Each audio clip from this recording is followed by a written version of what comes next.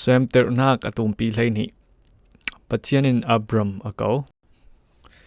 Pathian in Abram nena naram nami phun le napa I in tan ta ola kalau mu ding mi rama fio te fa tampi kalau pe dingi mi phun tumpi a an chang ding kalau thloswa ding I na min ka thang ter ding chuti in thloswa mi na siding alau thloswa tu chu ka thloswa ve ding asina in siat alau cham tu chu ka siat cham ve ding nangma kalau thloswa vekin leitlun mi mo in thloswa in deal ding tia ati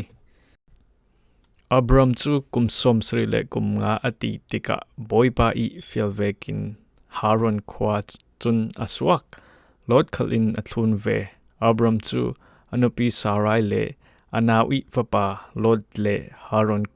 khwa I annei mi salpol le until nei mo thon kanan ram chun an fe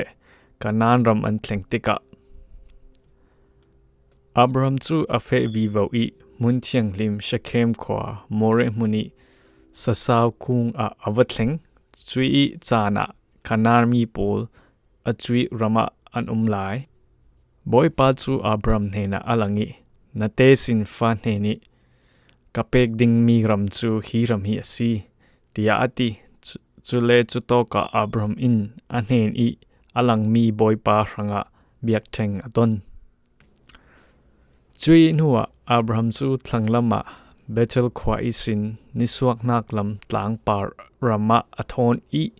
nitlak nak lama Bethel niswak nak lama ai khwa chui karlak ria buk sak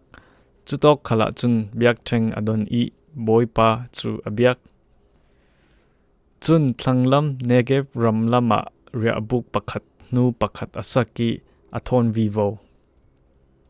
Abram Egypt ram athleng achui rama na sazatin pam atlungi rol aiding a umlo ronga Abram chu Egypt rama chantoi te sung umding in avung fe Egypt ram ri athleng zik tika anupi Sarai hena nang hi nu naw mel chanasi Egypt mi pol in anlo mu tika Abram nupi asi anti ding I nangma chawdua keima riang ri in that pangding anlo sut asile afornu kasi nati pai chuti chun nangma I ronga kalwat ding I in zau tha ding asi ati Egypt ramsung anvung lut tika Egypt mi pol chun Sarai chu mi moyasi anti ngai boy pol in an mu ve tika amoizia chu sang pharang ne na anvasim I sang pharang in a an fe pi Sarai ronga Egypt sang pharang in Abram chu thazetin azo I tu le me pol cho le lak le kala uk pol arung in athen I saltam pi tiang in apek sakal sera Sarai chu sang pharang I in athleng ronga boy pa in sang pharang le a in sung sang I a ummi mo para ti nungza nan nak atlong ter chutika Pharaoh sang pharang in Abram chu akawi ziang ranga hi bang tuk in intoa zianga so kanupi asi tia fiangte in isimlo ziang ronga kafarnu asi tia nati kafarnu asi nati ronga asi nupi I kalak atu zamrangin nanupi hi lak ola swaku tia ati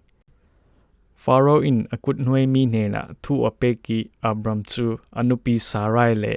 anei mi mo tla thon Egypt ram isin andoi Seemtirnak atumpi hlei ni